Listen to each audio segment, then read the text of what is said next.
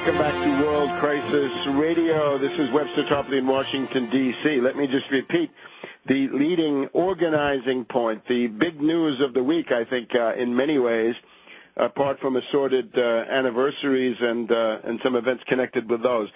The question of the Tobin tax, the question of making the Wall Street hyenas pay for the depression which they have created, because they did it. And, of course, through their control of the government, but that just leads back to them. It is Wall Street that runs the Federal Reserve, after all, and not the other way around. It is the Wall Street hyenas who have created this world economic depression. And the anniversary we also ought to be thinking about this week is the infamous meeting at the New York Federal Reserve on September 15th, 2008, when it was obvious that Lehman Brothers was about to blow, and Geithner, who is now at the Treasury, called in people like Jamie Dimon of J.P. Morgan Chase, Pandit the Bandit of Citibank, Mack of Morgan Stanley, Blankfein of Goldman Sachs, Lewis of Bank of America, and so forth, and they put together the idea of the bailout, the TARP, the $700 billion of Treasury money for the derivatives bubble. Those guys have never been called to account. And we just had this afternoon, Mac is on CNBC saying, we're still here, we're Morgan Stanley, we are in the risk business, risk is us. Well, this is exactly what has got to be addressed. The Wall Street financial lampreys created a world economic depression with speculation, above all derivative speculation, but also other kinds.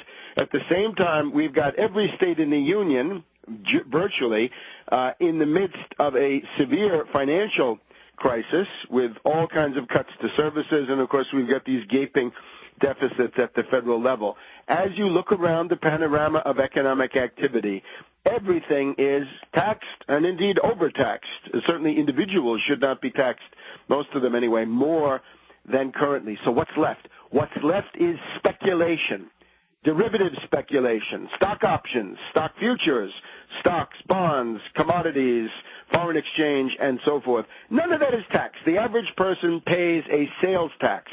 There's a trading tax or transfer tax on you. It's a sales tax. It's usually in the range between 5 and 10%. In some states, you're paying that on your groceries. Nevertheless, the Wall Street fat cat bankers, these parasites, pay zero on their immense turnovers of quadrillions of dollars per year that go across these exchanges. So the news is the AFL-CIO is proposing and mobilizing, I believe, their significant lobbying capability for a trading tax or Tobin tax. Now, they propose 1 mil, that is 1/10 of 1 cent. It's the smallest monetary unit. There is no coin that represents a mil, at least not today. Still, the idea is on the table. They seem to be talking about stocks more than anything else, and they're talking about 1 mil. So fine. So as far as that goes, we support it. But it's got to be strengthened and broadened. It should not be 1 mil. God knows, if you ask for 1 mil at the beginning of the fight, you're going to end up with zero. If you demand that 1 or 2% or 5%, maybe you'll end up with 1% or 1 mil. But you've got a better chance of ending up with something. In other words, don't make your proposal unrealistically weak at the very beginning unless the whole thing is simply a pro forma exercise to cover one's posteriors. Let's, however, assume the best for the AFL-CIO. They're talking about 1/10 of 1%, 1 mil tax on stock turnover that could create $50 billion to $100 billion per year. Well, my calculation is much bigger. With 1 quadrillion of derivatives and a general turnover of between 1 and 2 quadrillion, which is probably lowball right now in the age of flash trading and high-frequency trading, my estimate is that you get between 10 and 20 trillion dollars. 5/10 of 1% go to the feds. Say it's 5 trillion at the very least, and 5 trillion distributed among the states, at which point the deficits of the various states and localities disappear. California comes out of the crisis. Teachers, hospital workers, nurses, firemen, policemen, firefighters, out in the sagebrush there are all rehired, and the process of reinvesting in U.S. infrastructure can begin again. The Tobin tax also obviously violates one of the main contentions of this wild casino gambling economy, the risk economy that Mac is talking about this afternoon on television, that hot money should flow wherever it wants to, whenever it wants to, without paying a penny. No, enough.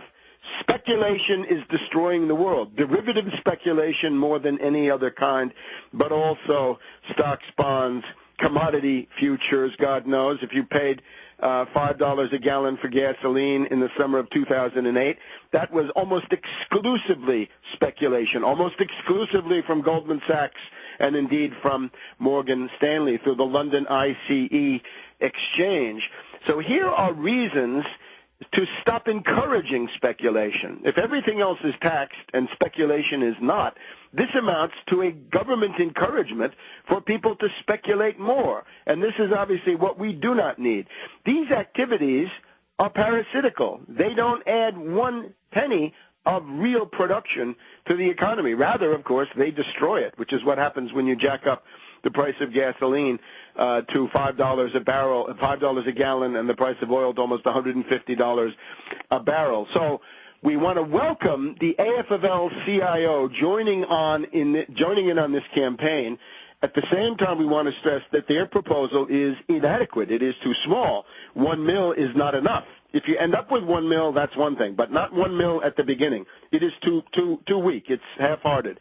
It's destined to be an uncertain trumpet. And rather than simply focus on stocks, where the average person might feel, well, that's going to be a tax on me because I do buy things for my 401k or my IRA, let's focus more on derivatives. Let's focus on foreign exchange. Let's focus on commodity speculation. With commodity speculation, you could be saying to somebody, look, we're going to make it harder for Goldman Sachs to jack up the price of gasoline to $5 a gallon, and we're also going to make it harder for these derivatives merchants to add to the derivatives bubble, which is what's costing you $180 billion through the AIG bailout. So with a Tobin tax on those, you can make it understandable to the average person why this is in the public interest.